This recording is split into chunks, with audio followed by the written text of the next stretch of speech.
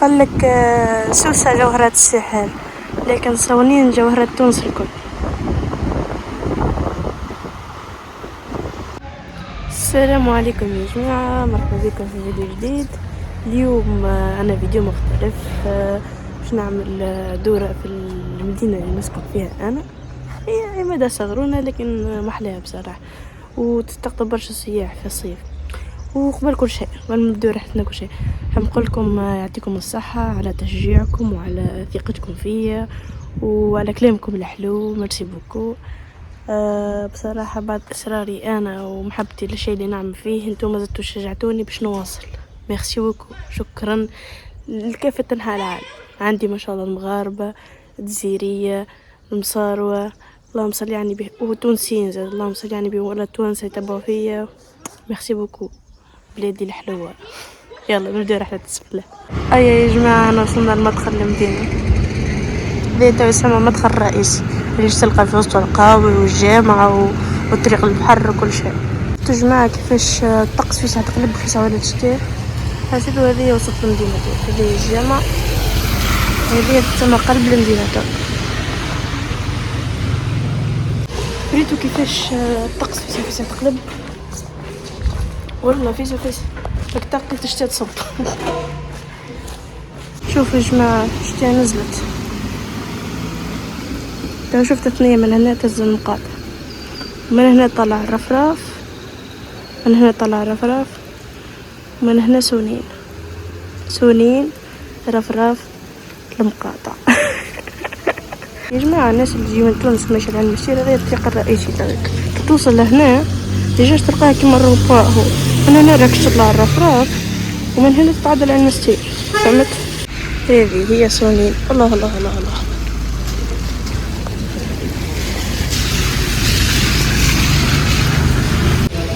أمطار غزيرة.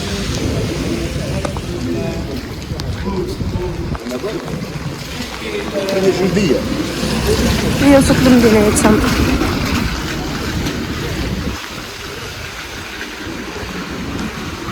خليني نعمل بكم جولة في الأحياء الشعبية، الأزقة الشعبية في مدى سوني. هذه هي الأزقة الشعبية، تسمى شعبية هذه روى.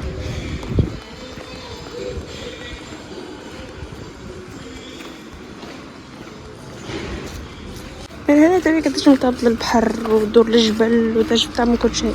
برشا ناس ما تعرفهاش يجيو لسونين في الصيف وكلهم يعرفوش الاثنين هذيا توصل كل شيء. جوست معناها فما شوية تعد كي الكراهب باش يتعداو، ما فما قصة الكراهب. من هنا يا جماعة وصلنا للبحر. الكوتي هذيا تسمى بعيدة على طريق عين مستير وعلى لا برشا. يعني شفت هذيك راس جبل، البلاصة هذه تخليك تشوف الفراف وتشوف سنين، تشوف جبل الفرات اللي بعديك نمشيو ان شاء الله. وهذه هي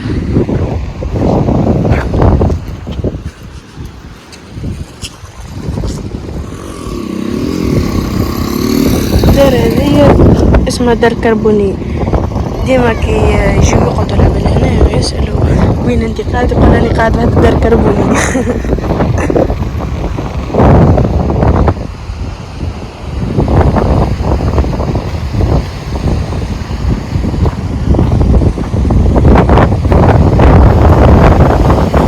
ملا برد يا جماعة.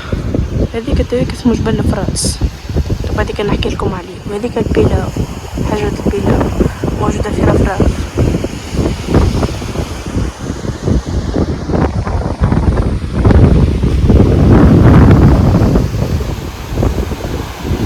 بالنسبة للسياح اللي يجوا في الصيف وحتى التوانسة، معنا مكثريها ديما يجوا التوانسة لهنا. البارتية هذه ما يعرفوهاش مسؤولين، فهمت؟ الأكثرية تنقلوا فيها كان سكان المحليين، يعني هذه أقرب بلاصة معناها توصل للبحر اللي وين تقدر تعوم وكل مخصص للعمال. لا تلقى يستعمل الأغلبية معناها يجوا لهنا يقعدوا يشموا هواء نظيف وتكذا. سمح لها.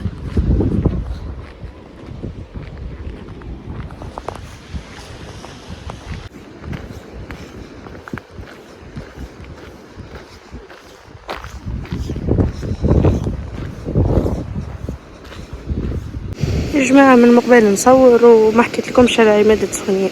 به عمادة سخنين تجي في الشمال التونسي، تحديدا في ولاية بنزرت. هي منطقة صغيرة تقع بين رفرف وراس جبل. تتميز بطبيعتها، معالمها الطبيعية مثل جبل الفرطاسة فراتس، جبل الفراتس بالنسبة للسكان المحليين يقولوا له الفراطس. جبل هذايا بالنسبة للناس الرياضية واللي تحب تتسلق ننصحكم به، يعني تو قدامنا هذاك. معروفة بعين مستير، عين طبيعية هابطة من الجبل ومنطون قدام البحر، يعني فهمت، تقدر تقعد فيها في الصيف وتعمل بون كيف. فيها برشا خضار، فيها تجم تشم هوا نظيف، بلاصة ننصح بها الشعب التونسي حتى السياح، يعني فيها برشا بلايص تجم تقعد فيها. واكم معايا تنوريها لكم بالتفصيل. توا شفتوا انا هنا في سونين، هي كلها سونين فهمت، لكن تو كي ننتقل للجهة المقابلة هذه نولي في المقاطعة. بلاصة هذيك اسمها المقاطعة اللي فيها عين مسير وجبل فراتس والبحر وين يعوموا الناس.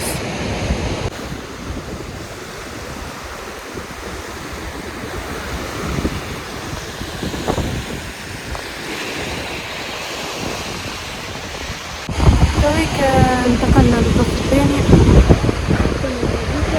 تويك بلاصة تسمى المقاطعة، تويك باش نتجهوا لعين مسير. البلاصة هذه اسمها دار النساء، في الصيف هذه تولي تتغطى وكل، ويجيو العباد يحطوا باراسولات يعوموا لهنا، والطريق هذا يوصل حتى لعين مسير. وهذا هي الطريق الرئيسي اللي يجيب من سونين، يعني من الناس مش باش تتعدى من هنا، أغلبية الناس تتعدى من هنا بالكراع فهمت. هذا هي الطريق الرئيسي. علاش البلاصة هذه سماوها دار النساء؟ كل قايل علاش ما سموهاش دار الرجال زاد؟ سماوها دار النساء على خاطر سابقا وقت كان يعني جدودنا وجدود جدودنا شفتوا هذاك حتى نقربوا هذاك واد، لكن يوموا فيه معنا صغار في الصيف ينقزوا كل. هذيك كانت النساء تغسل دباشها ودبش رجالها وولادها وكل، فهمتني؟ هذاك سماوها دار النساء، قاعدة دار النساء. ولهنا في الصيف تولي كلها باراسولات، منظر جميل جدا. سبق وقلت لكم بلي انا نرتاح برشا كي نهبط للبحر، خاصة كي نجي للمنطقة هذه، بالحق راحة غير عادية. الناس اللي تسأل فيا يا اخي وين اصحابك، شو بتخرج كان وحدك؟ نحب نجاوبها احتراما ليها معنا. الانسان يوصل لمرحلة متاع عمر لازم يحس بالامان. انا وليت كي بدا عندي برشا صحاب ما عادش نحس بالامان. يمكن انا مزيت ما تعرفتش على صديقة ولا صديق باهي نقدر نرتاح معاهم نخرج معاهم. انسان يستحق باش يقعد بريود وحده. وقت تحس روحك معرض للخطر تبعد احسن، خاطر اذا انت ما تعرفش قيمة روحك حد ما باش يعرف قيمتك. دي حطوها في بالكم، لازم تتصالح مع روحك ديما. كل ما تكون مصالح مع روحك كل ما تكون الدنيا زهيت لك. ايه وي سي لا فيريتي، هي الحقيقة. الحياة حلوة بس نفهمها. بالله شنو احساسك كي ترى منظر جميل كيما هكا؟ صحيح الطقس خايب ومغيم، لكن والله في الصيف منظر غير عادي، حتى مش في الصيف. انا وصلنا لعمق الفراتس، هذا جبل الفرطاس، وهذيك البيلاو، هذه بيلاو كمناري يسميوها، عندها برشا اسامي.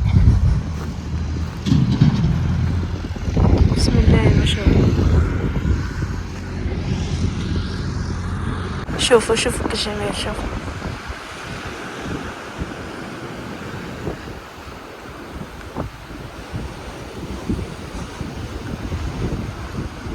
قال لك سوسة جوهرات الساحل، لكن صونين جوهرات تونس الكل.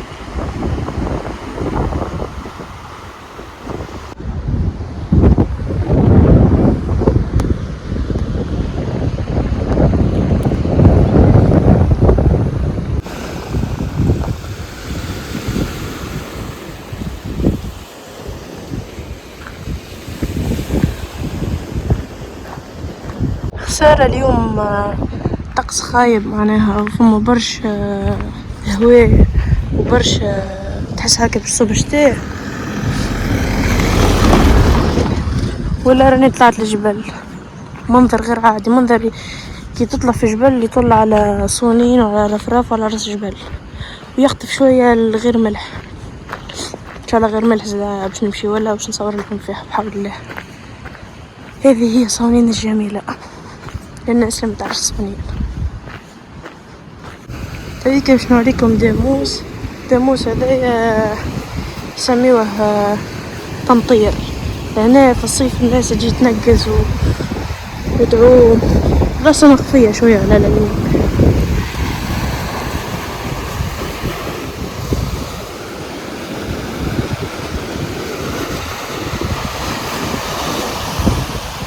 غروب تاعك شفتها.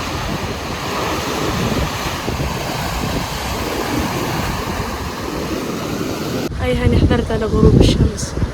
ولا فما حاجة أحلى من هكا. شوفوا ديك الجمال. شوف بسم الله ما شاء الله. هاي نكملوا قبل تنام علينا الدنيا. الطقس مهدد بنزول أمطار غزيرة، ربي يرحمنا. أما هاي نكمل جولة.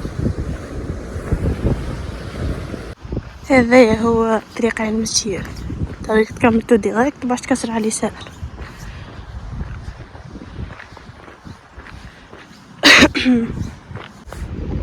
اي يا جماعة انا وصلت لعين مستير. بالله شوفوا سبحان الله على طول الطريق البحر هايج. شوف لهنا كيفاش مزيد. صح بالله سبحان الله. على هكاك الناس في الصيف ديما تجي لعين مستير الخط يبدا حتى لو كان يكون الطقس معناها في صونين وسط صونين هايج. البحر هنا ديما يكون عامل يكون هادي سبحان الله. هاي نخليكم مع المنظر الجميل. وهنا تكون النهاية. هذه آخر نقطة في صونين. عين مستير. شوفك البحر بلي شوف.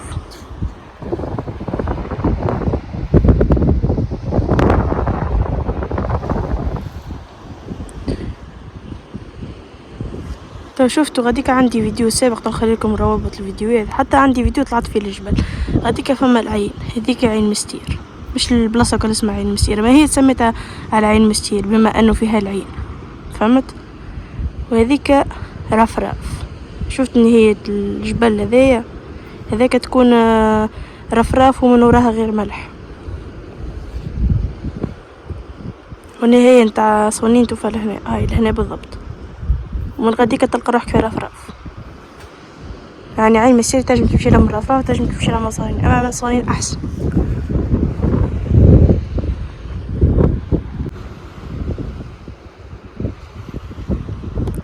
لهنا فما الدروج اللي هبطك للمستير. يجي نهبطو.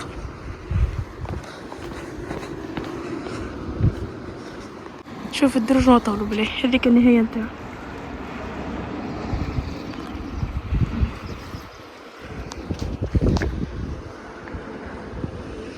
هاي يا جماعة منطقة ملوطة احنا.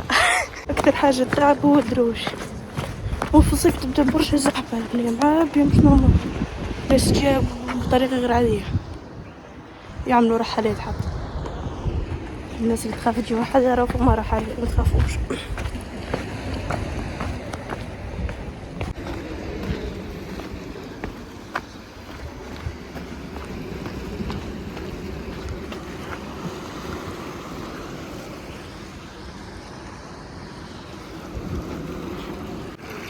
هذه هي عين مستير. يبرو برا نجرد له. الدنيا بدات الظلام وبلاصة بعيدة شوي. هيا يا جماعة لهنا يكونوا في الفيديو نتاعنا. ان شاء الله تكون عجبتكم عبادة صونين. هذه هي المنطقة اللي نسكن فيها انا. علاش كي نجي هابطة تونس قولكم راهي تونس تبعد عليا 60 كيلومتر. هذا علاش. لكن انا فرحانة اللي نسكن في منطقة كما هكا. ننصحكم تجيوها في الصيف وحتى في الشتاء. المعلم يجي 500 درجة ولا اكثر. ده خلي قلت انا ان شاء الله يكون عجبكم الفيديو. ومرحبا بكم في عمادة صونين الشمالية. البلاصة هذه كما قلت لكم تقع في ولاية صونين دغسي في ولاية بنزرت بين رفراف وراس جبال. مرحبا بكم.